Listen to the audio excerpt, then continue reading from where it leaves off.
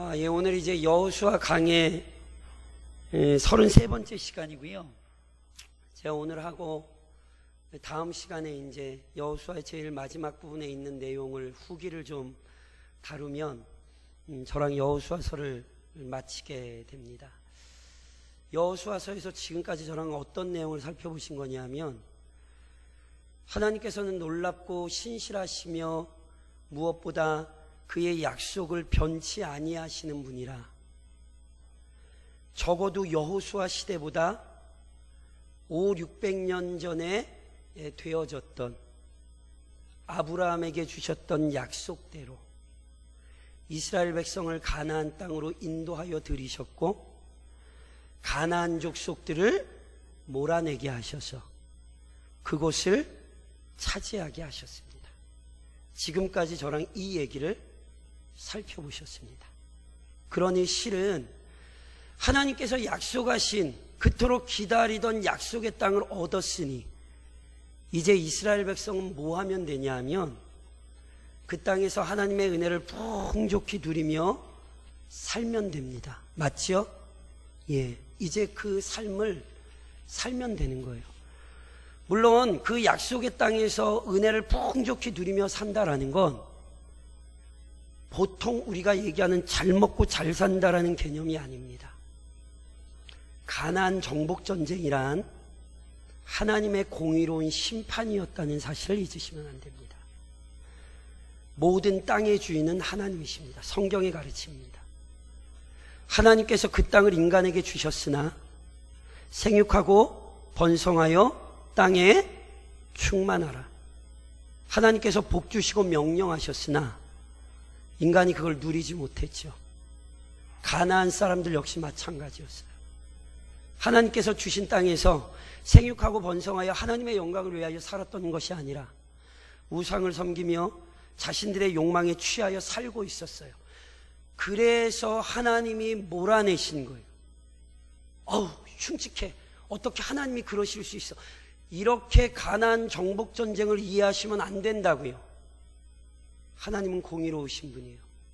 그러니까 가나안 정복전쟁이란 가나안 사람들에 대한 하나님의 공의로운 심판이었어요. 그리고 이제 그 땅을 이스라엘 백성에게 주신 거예요.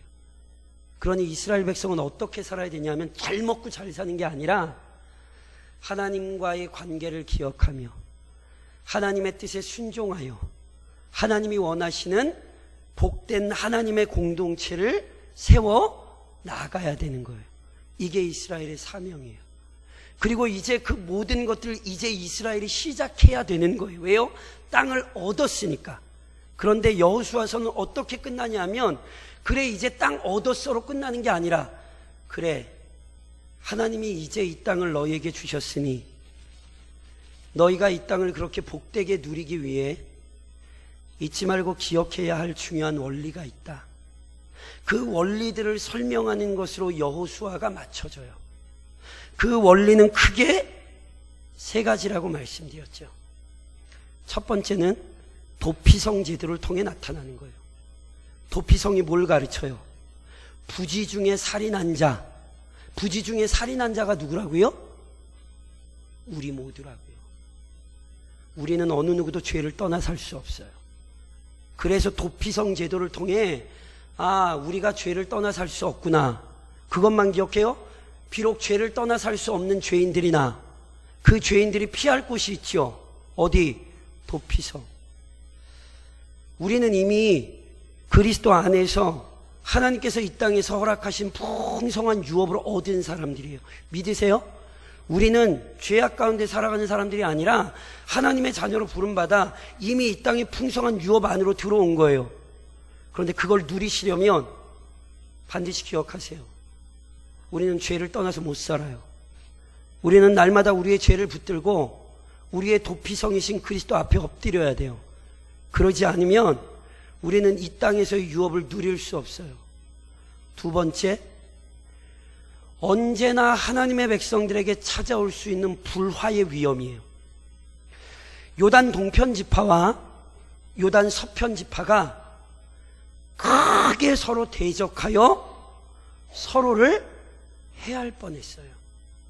그것도 누가 잘못한 게 아니에요. 두 쪽 다 요단 동편이나 요단 서편이나 하나님을 향한 열심을 가지고 있었으나 연약한 존재들이기에 서로 오해했고 서로를 대적할 뻔했어요. 이 땅에서 하나님께서 주신 유업을 잘 누리고 싶으세요? 그렇다면 형제와 불화하지 마세요. 함께 부름받은 형제와 불화하면 그 사람은 이 땅에서의 유업을 평안히 누릴 수 없어요. 61년간의 교회의 역사를 잘 돌아보셔야 돼요. 분명히 교회는 우리에게 하나님께서 허락하신 굉장히 풍성한 유업이에요. 그런데 그 하나님의 백성들이 서로 불화하면 그것은 절대로 안식의 땅이 될 수 없어요. 그것은 오히려 우리를 괴롭게 하는 땅이 되는 거예요. 안식은요, 혼자 누리는 거 아니에요. 안식은 함께 누리는 거예요. 교회는 언제나 이 위험에 처해 있다는 사실을 잊지 마셔야 되고, 그래서 교회는 하나님의 말씀에 순종하여 하나됨에 힘써야 되는 거예요. 이게 여호수아가 가르치는 거예요. 세 번째는 뭐라고요? 하나님과의 언약 관계를 잊으면 안 돼요. 제가 여호수아를 처음에 시작할 때부터 무슨 말씀을 드렸냐면, 여호수아서의 가장 중요한 전제는 두 가지라고 말씀을 드렸습니다.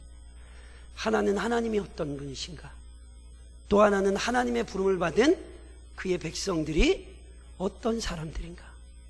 하나님은 신실하게 약속을 지키시며 자기 백성을 위하여 친히 싸우시는 하나님이라면 그의 부름을 받은 백성들은 그분의 말씀에 철저히 순종하며 살아야 돼요.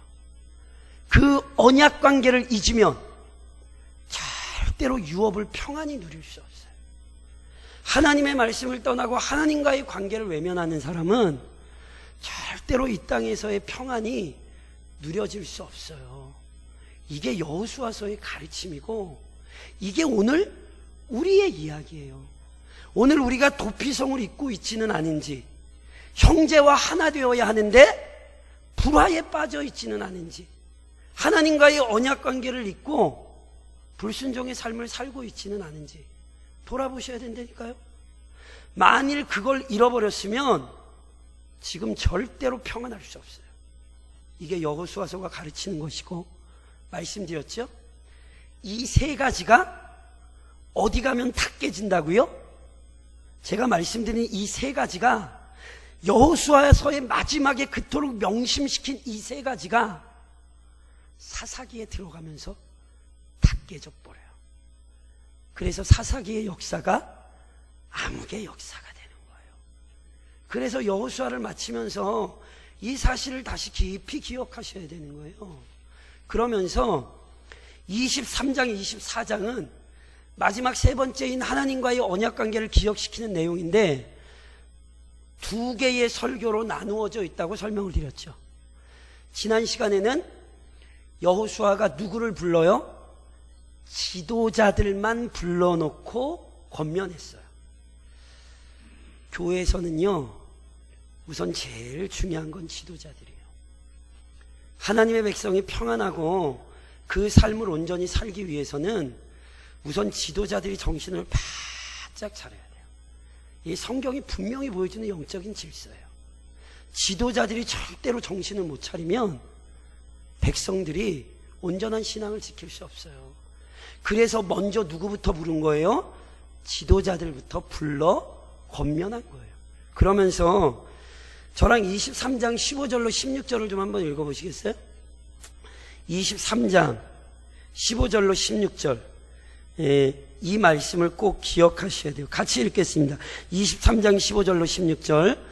너희의 하나님 여호와께서 너희에게 말씀하신 모든 선한 말씀이 너희에게 임한 것 같이 여호와께서 모든 불길한 말씀도 너희에게 임하게 하사 너희의 하나님 여호와께서 너희에게 주신 이 아름다운 땅에서 너희를 멸절하기까지 하실 것이라.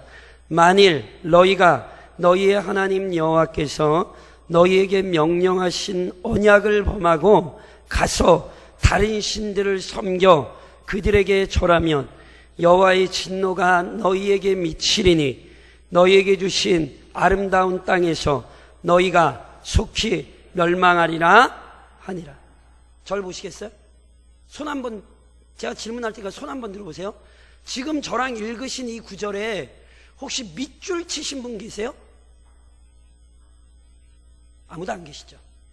웬만해선 이런 데다 밑줄 안 긋습니다. 왜요? 듣기 껄끄러워요. 누누이 말씀드리죠. 하나님의 말씀은 다 들으셔야 돼요. 순종하는 자에게 복이 있으나 불순종하는 자는 저주를 피할 수 없어요. 사람의 본성이 악해서 성경을 읽어도 좋은 말만 골라서 찾아 읽으려고 그러고, 하나님의 말씀은 선한 말씀도 응하지만 심판의 말씀도 임한다는 사실은 자꾸 외면하려고 해요. 잊지 마세요. 하지 말라는 것 하시면 하나님 가만히 안 있으세요. 그러니 하지 말라는 것 하지 마세요. 그게 믿음이에요. 여호수아는 분명히 이스라엘 백성들, 지도자들을 모아놓고 그렇게 가르쳤어요. 더 나아가 오늘 24장에 보면 모든 백성을 불러요. 모든 백성을 불러서 실은 동일한 얘기예요.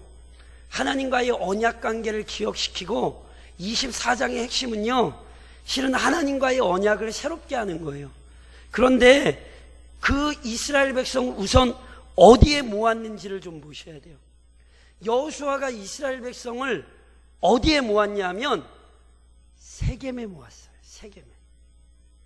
왜 세겜에 모았는지 아세요? 세겜은 이스라엘 백성에게 너무너무 중요한 장소예요. 이미 여호수아를 하면서도 제가 한번 했어요. 세겜이 어떤 곳이냐면, 하나님께서 아브라함을 갈대아 우르에서 부르시죠. 아브라함아, 너 본토 측적 아비의 집 떠나. 그래서 아브라함이 떠나요, 안 떠나요? 떠나요. 그래서 아브라함이 떠나서 자기 조카 롯까지 데리고 떠나서 세겜 땅에 들어왔을 때에 하나님께서 그에게 나타나 말씀하세요. 내가 이 땅 내 후손에게 줄게. 그러니까 세겜은 어떤 곳이냐면, 아브라함이 처음으로 가나안 땅에 진입하여 내가 이 땅 네 자손에게 줄게 약속을 받은 곳이에요. 그곳에서 아브라함이 뭐 했는 줄 아세요? 처음으로 하나님께 제단을 쌓아요. 너무너무 역사적인 장소예요. 보세요. 500년, 600년 전에 아브라함에게 약속하신 바로 그 땅. 그래서 아브라함이 하나님께 처음으로 제단을 쌓았던 바로 그곳. 그곳에 여호수아가 이스라엘 백성을 부르는 거예요. 그래서 오늘 놀랍게 여호수아의 설교가 누구 얘기로부터 시작된 줄 아세요? 아브라함 얘기로부터 그래서 시작을 하는 거예요. 저랑 2절로 4절을 한번 같이 읽어보시겠어요? 크게는 여호수아가 이 설교에서 4가지를 얘기하고 있는데 2절로 4절을 저랑 한번 같이 읽어보시겠어요? 2절로 4절 같이 시작. 여호수아가 모든 백성에게 이르되 이스라엘의 하나님 여호와께서 이같이 말씀하시기를 옛적에 너희의 조상들 곧 아브라함의 아버지 나홀의 아버지 데라가 강 저쪽에 거주하여 다른 신들을 섬겼으나 내가 너희의 조상 아브라함을 강 저쪽에서 이끌어내어 가나안 온 땅에 두루 행하게 하고 그의 씨를 번성하게 하려고 그에게 이삭을 주었으며 이삭에게는 야곱과 에서를 주었고 에서에게는 세일 산을 소유로 주었으나 야곱과 그의 자손들은 애굽으로 내려갔으므로. 보세요. 아브라함에게 약속하셨던 바로 그 땅, 바로 그 자리, 아브라함이 처음으로 단을 쌓았던 그곳에서 여호수아가 설교하는 거예요. 너희 역사를 알지? 하나님께서 이곳에서 아브라함에게 약속하신 거 기억하지? 아브라함이 이곳에서 하나님께 제단을 쌓았던 거 기억하지? 그곳에 지금 너희가 있지 않느냐? 이 얼마나 놀라운 역사적인 사건이에요. 그러면서 아브라함 이야기를 꺼내면서 하는 핵심이 뭔지 아세요? 선택이에요. 원래 아브라함이 어떤 사람이에요? 우상을 숭배하던 사람이에요. 그런데 우상을 숭배하던 아브라함을 하나님께서 선택하여 부르셨죠. 이게 은혜예요. 이게 은혜. 게다가 누구 얘기를 꺼내죠? 야곱과 에서 얘기를 꺼내죠. 야곱과 에서가 우리에게 가르치는 가장 핵심적인 교리가 뭡니까? 선택 아닙니까? 내가 에서는 미워하고 야곱은 사랑하였다. 그러니까 지금 여호수아는 마지막으로 이스라엘 백성을 권면하며 기억시키는 거예요. 잊지 마라. 하나님이 너희를 선택하신 거다. 너희가 잘나서 하나님이 너희를 부르신 것이 아니라 하나님이 너희를 선택하여 주셨다. 동일하게 오늘도 우리 역시 그 사실을 기억하여야 합니다. 우리는 하나님의 선택을 받은 사람들이에요. 그 사실을 잊으시면 안 돼요. 더 나아가 5절로 7절을 같이 읽으시겠어요? 5절로 7절 같이 읽겠습니다. 내가 모세와 아론을 보내었고 또 애굽에 재앙을 내렸나니 곧 내가 그들 가운데 행한 것과 같고 그 위에 너희를 인도하여 내었노라. 내가 너희의 조상들을 애굽에서 인도하여 내어 바다에 이르게 한즉 애굽 사람들이 병거와 마병을 거느리고 너희의 조상들을 홍해까지 쫓아오므로 너희의 조상들이 나 여호와께 부르짖기로 내가 너희와 애굽 사람들 사이에 흑암을 두고 바다를 이끌어 그들을 덮었나니 내가 애굽에서 행한 일을 너희의 눈이 보았으며. 예, 여기까지. 절 보세요. 우선 여호수아가 뭘 떠올리냐면 아브라함의 역사를 떠올리면서 봐라, 너희는 선택받은 사람들이다, 이렇게 얘기하죠. 두 번째, 애굽에서의 구출을 기억시킵니다. 하나님께서 너희를 애굽의 압제에서 이끌어내지 않으셨느냐. 이것은 신약적인 의미로 구원 사건을 의미해요. 하나님은 우리를 흉악한 죄의 권세에서 구원해 내셨어요. 우리는 더 이상 죄 아래 고통하고 있는 자들이 아니라 하나님의 은혜의 자녀들이 되었고, 죄가 우리를 다스리는 것이 아니라 은혜가 우리를 다스리고 있어요. 이걸 잊으면 안 돼요. 선택하셨을 뿐 아니라 구원해 내셨어요. 이것만이 아니에요. 8절로 7절, 이제 8절로 10절이거든요. 근데 7절 하반절에 보면 이런 말씀이 있잖아요. 또 너희가 많은 날을 광야에서 거주하였느니라. 이러면서 8절로 10절을 같이 읽으시겠어요? 8절로 10절.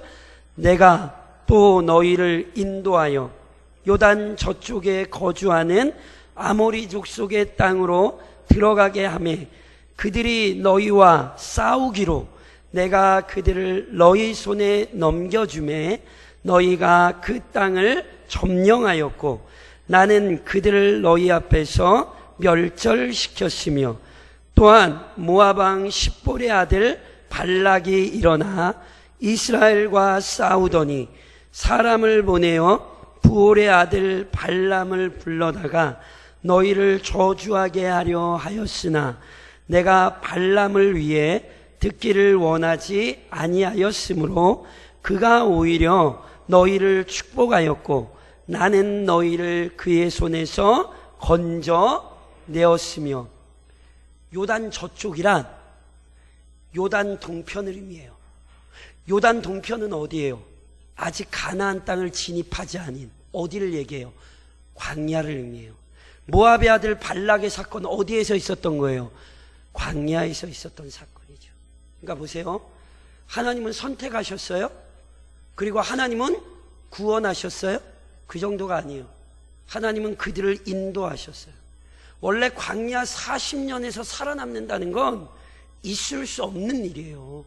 그런데 이스라엘 백성이 광야 40년을 지나왔잖아요. 어떻게? 낮에는 구름 기둥, 밤에는 불 기둥. 그들 앞서 3일기를 행하사 장막 칠 곳을 찾으셨던 하나님, 그 하나님의 인도하심이 없이는 이스라엘이 지금까지 살아올 수 없었어요. 이게 오늘 우리의 삶이라니까요. 하나님이 우리를 선택하셨죠. 죄에서 우리를 구원해 내셨죠. 그리고 끝났나요? 아니죠. 하나님이 인도하셨죠. 낮에는 구름기둥, 밤에는 불기둥으로 만나로 먹이시고 메추라기로 머리시고 반석에서 물을 터뜨리셔서 우리의 모든 삶을 하나님이 인도하셨죠. 이걸 잊지 말아야 된다는 거예요. 또 하나 11절로 13절을 보시겠어요? 11절로 13절 같이 시작. 너희가 요단을 건너 여리고에 이른즉 여리고 주민들 곧 아모리 족속과 브리스 족속과 가나안 족속과 헷 족속과 기르가스 족속과 히위 족속과 여부스 족속이 너희와 싸우기로 내가 그들을 너희 손에 넘겨주었으며 내가 왕벌을 너희 앞에 보내어 그 아모리 족속의 두 왕을 너희 앞에서 쫓아내게 하였나니 너희의 칼이나 너희의 활로서 이같이 한 것이 아니며 내가 또 너희가 수고하지 아니한 땅과 너희가 건설하지 아니한 성읍들을 너희에게 주었더니 너희가 그 가운데에 거주하며 너희는 또 너희가 심지 아니한 포도원과 감람원의 열매를 먹는다 하였느니라. 보세요. 너희가 요단을 건너 여리고에 이른즉 무슨 얘기예요? 요단강 건너면 그때부터 뭐예요? 가나안 땅이라 말씀드렸죠. 그래서 처음에 누구랑 싸웠어요? 여리고성 싸우는 얘기를 우리가 살펴봤죠. 그러니까 지금 이 얘기는 무슨 얘기예요? 하나님께서 가나안 땅에 들어와서 가나안 땅 차지하게 하신 얘기예요. 그러니까 보세요. 저를 좀 따라 하시겠어요? 선택, 구원, 인도, 유업. 지금 여호수아가 4가지로 자신의 설교를 진행하고 있어요. 얘들아 봐라. 하나님은 너희를 선택하셨고 너희를 구원하셨으며 너희를 지금까지 인도하셔서 너희에게 이 유업을 허락하셨다. 동일하게 성경은 오늘 우리에게 이 얘기를 하는 거예요. 우리가 누구예요? 하나님의 선택을 받은 자녀들이고 하나님의 구원의 은혜를 입은 자들이며 하나님의 인도하심을 받으며 지금 그 유업을 누리고 있는 자들이죠. 믿으세요? 그러면 어떻게 사셔야 돼요? 그럼 어떻게 사실래요? 그래서 여호수아가 결단시키는 거예요. 하나님이 선택하시고 구원하사 인도하사 너희에게 이 유업을 얻게 하셨으니 너희 어떻게 살래? 그래서 그게 바로 14절로 15절에 나오는 거예요. 저랑 같이 14절로 15절을 읽으시겠어요? 그러므로 이제는 여호와를 경외하며 온전함과 진실함으로 그를 섬기라. 너희의 조상들이 강 저쪽과 애굽에서 섬기던 신들을 치워버리고 여호와만 섬기라. 만일 여호와를 섬기는 것이 너희에게 좋지 않게 보이거든 너희 조상들이 강 저쪽에서 섬기던 신들이 또는 너희가 거주하는 땅에 있는 아모리 족속의 신들이든지 너희가 섬길 자를 오늘 택하라. 오직 나와 내 집은 여호와를 섬기겠노라. 보세요. 하나님이 선택하셨고 구원하셨고 인도하시고 유업을 주셨어요. 어떻게 살아야 돼요? 여호수아는 단칼에 얘기했어요. 오직 여호와만 섬기라. 오직 여호와를 경외하며 온전함과 진실함으로 그를 섬기라. 오늘 성경이 우리에게 촉구하는 바예요. 여호수아서를 마감하면서 제가 우리 교회에 드릴 말씀은 이거 하나 외에는 없어요. 지난 61년의 역사가 때로는 부끄러울 수도 있고 치욕스러울 수도 있어요. 실은 부끄럽고 치욕스러운 역사가 있지요. 많지요. 그러나 하나님이 우리를 선택하셨고 구원하셨으며 인도하셨고 지금도 우리로 하여금 이 모든 것들을 누리게 하세요. 그러니 우리가 해야 할 건 분명해요. 오직 여호와를 경외하며 진실한 마음으로 그를 섬기십시오. 이게 교회가 해야 할 일입니다. 뭐라고 답변하시겠어요? 섬기실 거예요? 안 섬기실 거예요? 그쵸? 그래서 이스라엘 백성이 그렇게 대답하겠어요? 안 하겠어요? 16절로 18절을 같이 읽으시겠어요? 16절로 18절 같이 읽겠습니다. 시작. 백성이 대답하여 이르되 우리가 결단코 여호와를 버리고 다른 신들을 섬기지 하지 아니하오리니 이는 우리 하나님 여호와께서 친히 우리와 우리 조상들을 인도하여 애굽 땅 종되었던 집에서 올라오게 하시고 우리 목전에서 그 큰 이적들을 행하시고 우리가 행한 모든 길과 우리가 지나온 모든 백성들 중에서 우리를 보호하셨음이며 여호와께서 또 모든 백성들과 이 땅에 거주하던 아모리 족속을 우리 앞에서 쫓아내셨습니다. 그러므로 우리도 여호와를 섬기리니 그는 우리 하나님이시니이다. 아멘. 여호수아가 이스라엘 백성들에게 얘기했어요. 하나님이 너희 인도하신 거 맞지? 어떡할래? 오직 여호와만 섬기라. 그랬더니 이스라엘 백성이 어떡하겠대요? 우리가 섬기리이다. 아멘? 아멘. 아멘이죠. 아멘이시죠? 그러면 이제 어떻게 하면 돼요? 여호수아가 뭐라 그러면 돼요? 잘했습니다. 우리 그렇게 행복하게 삽시다.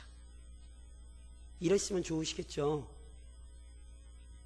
성경을 읽으려면 끝까지 읽어야 된다니까요. 그러니까 성경을 내가 읽고 싶은 데만 읽으면 안 되고 성경을 읽으려면 끝까지 읽어야 돼. 이스라엘 백성이 우리가 하나님만 섬기겠습니다. 그랬더니 여호수아가 뭐라는 줄 아세요? 19절로 20절 같이 읽겠습니다. 여호수아가 백성에게 이르되 너희가 여호와를 능히 섬기지 못할 것은 그는 거룩하신 하나님이시요 질투하시는 하나님이시니 너희의 잘못과 죄들을 사하지 아니하실 것임이라. 만일 너희가 여호와를 버리고 이방 신들을 섬기면 너희에게 복을 내리신 후에라도 돌이켜 너희에게 재앙을 내리시고 너희를 멸하시리라 하니. 저를 보세요. 이스라엘 백성이 여호수아 앞에서 결단해요. 우리가 하나님만 섬기겠습니다. 근데 여호수아가 그들의 답변을 듣고는 칭찬하고 안 끝내요. 성경의 가르침을 주목해 보셔야 돼요. 오히려 여호수아는 뭐라고 얘기해요? 너희가 여호와를 능히 섬기지 못할 것을. 여호와를 잘 섬길 수 있대요. 그렇지 못할 거래요. 그렇지 못할 거래요. 오해하지 마세요. 지금 여호수아가 이스라엘 백성의 신앙 고백을 무시하는 게 아니에요. 여호수아가 이스라엘 백성의 신앙 고백을 지금 무시하고 있는 게 아니라 여호와를 섬기는 것이 얼마나 치열한 싸움인가를 깨닫게 하는 거예요. 잘 떠올려 보세요. 신앙생활 열심히 하겠다는 결단과 결심으로 되시든가요? 그런 결심으로 안 사셨어요? 내가 이제는 믿음 안에서 살아야지. 내가 이제는 순종하며 살아야지. 그런 결단 없으셨어요? 아니요. 있었어요. 그런데 도대체 왜 그러셨어요? 그런데 도대체 왜 교회가 소란스러워졌어요? 하나님의 이름으로 교회를 섬긴다고 하면서 왜 교회가 세상 보기에 부끄러운 일들을 행하셨어요? 그거 잊으시면 안 돼요. 성경은 우리에게 그냥 열심히 한다 그러면 좋은 말로 넘어가지 않아요. 누누이 말씀드린 것처럼 성경은 인간의 연약함을 적나라하게 파헤쳐요. 우리의 역사가 뭘 보여줘요? 여호와를 능히 섬기지 못하는 것을 보여주죠. 잊지 마세요. 신앙생활하는 것 쉽지 않아요. 여호수아는 이 사실을 다시 기억시키고 있는 거예요. 이것이 끔찍한 이유는 23절을 보시겠어요? 실제로 이것이 중요했던 이유가 있어요. 23절을 저랑 같이 한번 읽어보시겠어요? 23절 같이 시작. 여호수아가 이르되 그러면 이제 너희 중에 있는 이방 신들을 치워버리고 너희의 마음을 이스라엘의 하나님 여호와께로 뭘 버리래요? 뭘 버리래요? 그러면 지금 이스라엘이 이방 신상 가지고 있다는 얘기, 안 가지고 있다는 얘기예요. 가지고 있다니까요, 지금. 이걸 잘 보셔야 돼요, 지금. 불과 가나안 땅에 들어온 지 몇 년 됐다고요. 근데 이미 이스라엘이 이방 신상을 가지고 있어요. 지금 가지고 있는 이방 신상 버리라는 거예요. 불과 얼마 전에 가나안 족속을 놀라운 능력으로 몰아냈던 이스라엘 백성이 이미 이방 신상을 가지고 있다고요. 이것이 어떻게 들어왔는가? 아마 가나안 민족을 몰아내면서 그들의 전리품을 취하는 가운데에 수많은 이방 신상들이 따라올 수밖에 없었을 거예요. 왜냐하면 고대 사회에서 특별히 가나안 민족들에게 있어서 귀금속, 귀중품이란 다 우상을 섬기는 것과 관련돼 있어요. 그런데 그걸 버릴 수 있어요? 못 버려요? 못 버려요. 아간 사건의 교훈을 잊은 거예요.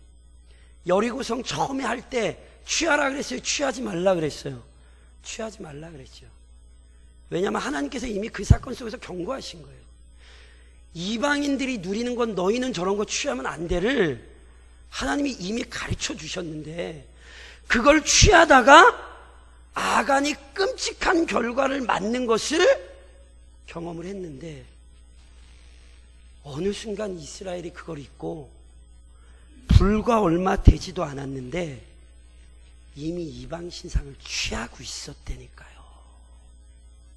그러니 보세요. 여호수아의 얘기가 헛된 얘기였어요? 너희가 여호와를 능히 섬기지 못하리니 이 얘기는 빈말이 아니에요.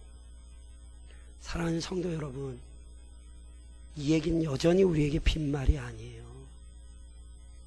우리가 결단이 없었나요? 우리가 열심히 하나님 앞에 신앙생활 하겠다고 울고불고 기도를 안 했나요? 아니요. 그런데 잊지 마세요. 우리는요, 실은 그래서 매 순간 결단하지 않으면 우리는 신앙 지킬 수 없어요. 과거에 결단 한번 한 거 가지고 오늘을 살지 마시라고요. 과거의 결단 무너지지 않는 인생 없고 과거의 헌신 수포로 돌아가지 않는 인생 없어요.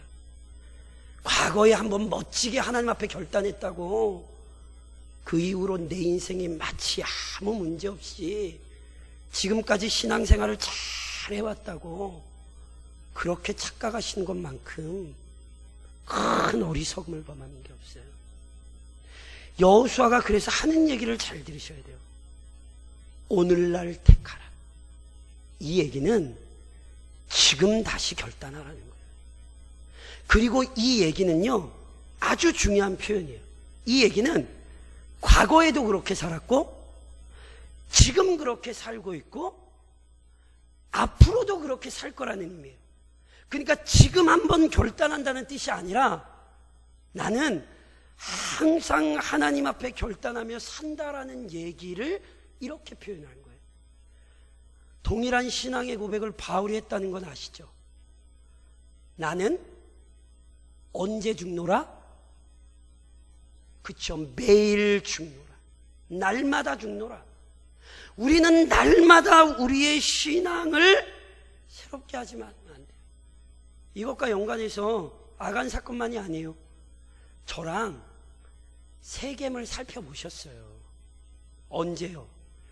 여호수아서 8장에 아이성 사건이 끝난 이후에 이스라엘 백성이 모세의 명령에 따라 어디를 오냐 하면 에발산과 그리심산에 옵니다. 에발산의 반쪽, 그리심산의 반쪽 서죠. 그래서 저주의 말씀을 선포할 때 에발산에 선 사람들이 아멘하고 축복의 말씀을 선포할 때 그리심산에 서 있던 사람들이 아멘하고 에발산과 그리심산 사이가 세겜이에요. 제가 그때도 설명드렸어요. 그러니까 새로운 장소가 아니에요. 이미 아이성 싸움의 큰 승리를 경험하고 나셔도 이스라엘은 하나님 맞아요. 하나님 말씀 떠나면 우리에게 저주가 임할 거예요. 고백했다니까요. 근데 지금 이미 뭐 가지고 있어요? 우상 가지고 있잖아요. 그래서 여호수아가 지금 세겜에 세우는 거예요. 니네 기억하지? 여기서 어떤 결심했는지 기억하지? 어떤 결단했는지 잊지 않지? 그런데 벌써 우상을 가지고 있네? 이 얘기라니까요, 지금. 이게 굉장히 심각한 얘기예요. 그러니 사랑하는 성도 여러분, 오늘 결단하셔야 돼요. 어제의 결단으로 오늘을 살지 마세요. 우리는 매일매일 매순간 하나님 말씀 앞에 설 때마다 우리의 신앙을 돌아보고 우리의 마음의 결단을 내려야 되는 거예요. 더 나아가 여호수아의 고백이 우리에게 중요한 이유가 있어요. 여호수아는 뭐라고 얘기를 하냐면 나와 내 집이라고 설명을 해요. 그러니까 여호수아는 한 집안의 가장으로서, 그리고 그때도 이미 설명드렸죠. 지금 이스라엘 백성 중에 제일 나이 많은 사람이 누구예요? 여호수아라니까요. 왜요?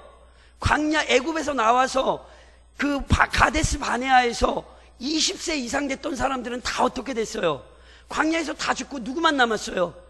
여호수아가 갈렙만. 저번에 예전에 설명드렸죠. 여호수아가 갈렙보다 한 4살에서 5살 많다니까요. 선배예요.